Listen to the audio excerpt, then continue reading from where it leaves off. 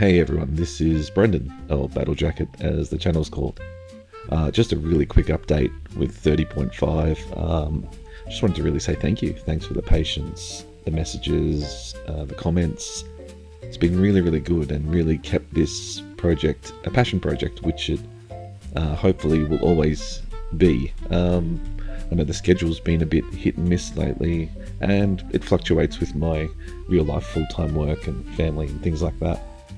So, when the time and the energy and all the ideas line up, that's when it really flows, and I'm really conscious not to make this a work project and keep it true as something I really, really enjoy. So I'm still working behind the scenes. Episode 30 is a huge milestone. Feeling really, really good about it. And I'd say we're over halfway to the end of chapter 1. See how we go beyond that. But it's feeling really, really good, and I'm excited to sort of get it there. Otherwise, enjoy. Have some reflection here in the 30.5 episodes. I really like doing these. And it lets everyone sort of reset and take a breath before we kick on to 31. Thank you.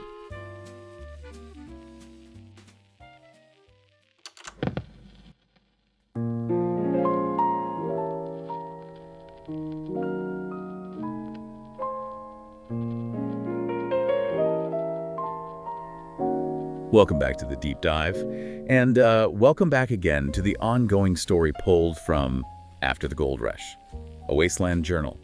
This is our third big look at Alexander Stryker Stone's journey. That's right. We've seen him go from raw survival, building the Sunshine Co-op in those first 10 episodes, driven by finding Sean, getting vengeance for Nora. Right, the initial shock and scramble. Exactly. And then episodes 11 to 20, things escalated fast.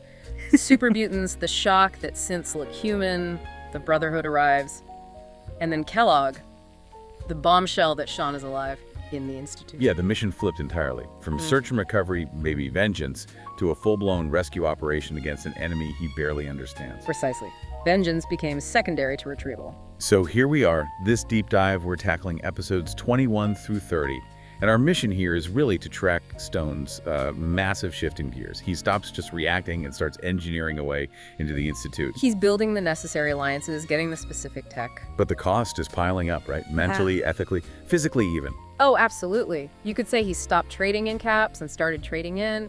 Well, compromises, moral flexibility. He needs the keys to get from the Commonwealth map into the Institute itself. And this chunk of the story, these 10 episodes, it's all about finding those keys, making those deals. Yeah, this is where it gets really interesting. And pretty complex, morally speaking. Okay, let's dive into that first phase then, what we could call finding the necessary tools. Episode 21 kicks off with Stone taking inventory. Yeah, but it's more than just checking his ammo count, He lists his gear, the FN-57, the SR-2, SV-98. It feels like he's asserting control, becoming a professional. He's got this high-end curated loadout, moving past just scrap metal and pipe guns. Exactly. He's operating now, not just surviving.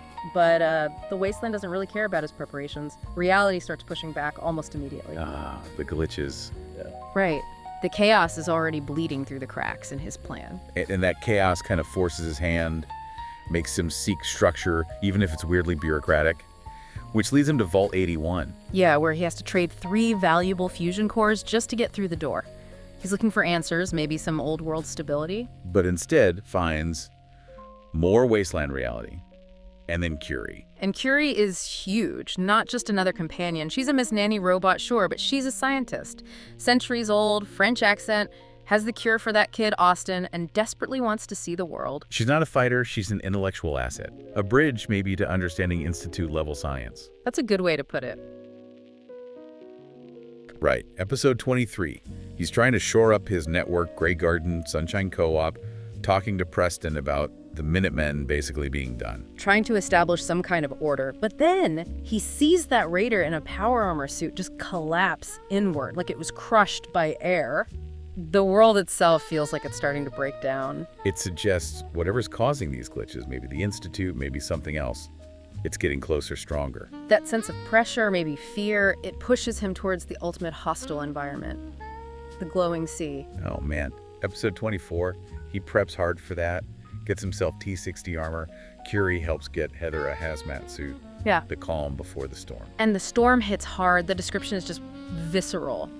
Lightning, fog, radiation just pouring in. He's chugging right away. His power armor is getting shredded. It's hell. Pure irradiated hell. But even there, he finds a lead. The children of Adam, surprisingly, guide him to Virgil. The mutated Institute scientist hiding out. The deserter. Exactly. And Virgil has the key, or at least the path to it. Stone needs to hunt down an Institute courser and get its chip. That chip has the encrypted data to track the Institute's teleporter signal. But Virgil wants something in return. A serum to reverse his mutation. Yep. There's the price. Yeah. And Stone takes the deal. He needs that chip. So that's the first really big compromise in this stretch, isn't it? Agreeing to help this mutant scientist, this deserter from the very place he wants to destroy, just to get one step closer. It is. It really sets the stage for Act 2, where things get even more complicated internally for Stone. Okay, Act 2. The evolving self and political calculus. This really kicks off in episode 25 with that bizarre, almost fourth wall breaking moment, the reading of the cards. Oh, yeah, the mysterious woman, the special dice, the cards. It's less about gameplay mechanics and more like his destiny is being laid out. What were the key ones he pulled? Locksmith, understanding secrets, getting past barriers. Rifleman, precision, deadly focus.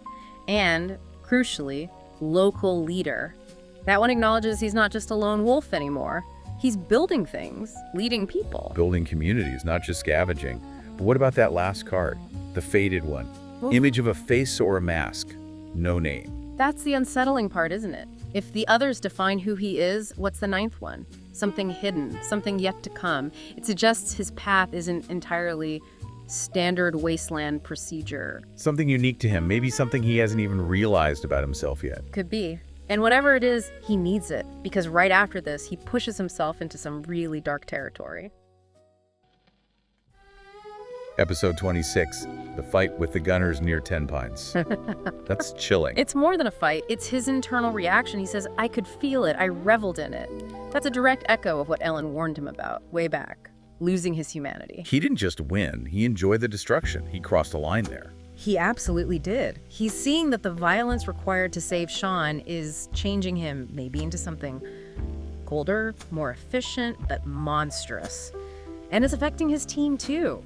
McCready flinches at a voice over the gunner radio. His choices are having ripple effects. That brutal efficiency, though, it gets results. Episode 27, Green Tech Genetics. He needs the courser chip. And he gets it fast. Calls it a Wasteland-style hard reset. Kills the courser, grabs the chip, even lets the captive synth go, then makes a purely tactical call. He needs protection for the chip and tech to crack it. Which leads him straight to the Brotherhood of Steel. The most powerful military force around. Makes sense. Totally. Episode 28, you get the awe of the Pridwin arriving, meeting Elder Maxon himself, getting his own suit of T-60 armor. He even sees Dance reveling in the slaughter during the Fort Strong attack, which probably validates Stone's own shift towards that kind of brutal necessity. Yeah, probably feels like confirmation. But then comes the snag. All that Brotherhood power, all those soldiers. Useless against one tiny encrypted ship. Maxon basically tells him, we're soldiers, not locksmiths. They can blow things up, but they can't decrypt this specific piece of tech. So, overwhelming force isn't the answer here. He needs finesse. He needs someone else. Which forces the biggest compromise yet. Episode 29. Piper suggests Dr. Amari, who points him right to the railroad. The synth-rescuing underground group. The opposite of the Brotherhood in so many ways. Exactly. He has to choose tactics over ideology. He gets ambushed at the Old North Church. Deacon vouches for him as the courser killer. And Tinker Tom cracks that chip like it's nothing. The railroad has the key the Brotherhood has lacked. But then comes the real test. Desdemona. She asks him straight up, would you die for a sin? And Stone's answer, No, just flat out no. wow. So he's standing there, needing their unique skills, their technology, and he tells the leader of this synth liberation movement that fundamentally he does not share their core belief. It's the ultimate transaction. He takes their help, their invaluable intel, while explicitly rejecting their entire moral foundation. He leverages Deacon's desire to hurt the Institute, sure, but it's clear Stone's goal is purely about Sean, his human son. Okay, but hang on. Is it just hypocrisy? Or could you argue it's strategic? He knows the Brotherhood has muscle, the Railroad has infiltration skills. He's using both, leveraging their specific strengths for his mission. Isn't that what a local leader does? Build alliances, even uncomfortable ones. You could argue that. It's certainly efficient, ruthlessly efficient. But think about the internal cost. He's had to build these walls inside himself, right? A moral ledger just for Sean, and maybe a different one for everything else in the Wasteland. That level of compartmentalization, it leads straight into the dread we see in the next phase. Act 3 then. The final preparations and that creeping existential dread, episode 30. The reality glitches get worse, faster. The world feels like it's fraying at the edges just as he's about to try and leave it. And right in the middle of this, Curie makes her request. The big one. She wants to transfer her consciousness into a synth body, a humanoid form, to feel alive, to touch, to breathe. Which forces Stone to confront exactly what humanity even means, right when his own is becoming questionable. The irony is incredible. He's arguably becoming more machine-like in his focus and actions, driven by this single objective, while his actual machine companion is asking for help to embrace humanity, to choose it. Does he help her? The journal implies he's considering it, wrestling with it. He gears up with Heather. They have matching custom blue armor now, a unified look. He also brings Kate onto the team, volatile but effective. Then it's back to the glowing sea. Vertibird trip, back to Virgil. Yep. And Virgil comes through. He provides the schematics, plans for an interceptor device, a teleporter that can hijack the Institute's signal. Stone now has the means to get inside. He's got the chip data from the railroad, the schematics from Virgil, the muscle from the Brotherhood waiting in the wings. He has everything he needs to make the jump. He does. But the journal entry for episode 30 doesn't end on a note of triumph. It ends on despair. That final lament is rough. Realizing all his work rebuilding, the co-op, the Minutemen. It felt like practice for fatherhood, but now it just feels like building forts in the sand. Yeah, because the entire foundation of this rescue mission, the only reason he believes Sean is alive is the word of Kellogg, a murderer who lied about everything else. That single thread of hope comes from his most hated enemy. It's a deeply unsettling realization for him. So pulling it all together, Stone has played the game brilliantly, in a way. He used the Brotherhood's power, the Railroad's technical genius. He leveraged technology from the very group whose core mission he flat out rejected. His path through these episodes is just a masterclass in strategic maneuvering. But it's built on these huge moral compromises, all focused on saving Sean. The man stepping onto that teleporter pad is defined by his willingness to bend or break almost any ethical line for that one single human goal. Which leaves us, and you, with a pretty heavy question as he prepares to beam into the unknown. What part of himself, what future alliances, what piece of his own soul is he burning away just to reach the Institute? Has the price of vengeance, the price of rescue, already become too steep even before he takes that final step inside? We'll have to see what he finds on the other side. Thanks for diving deep with us again.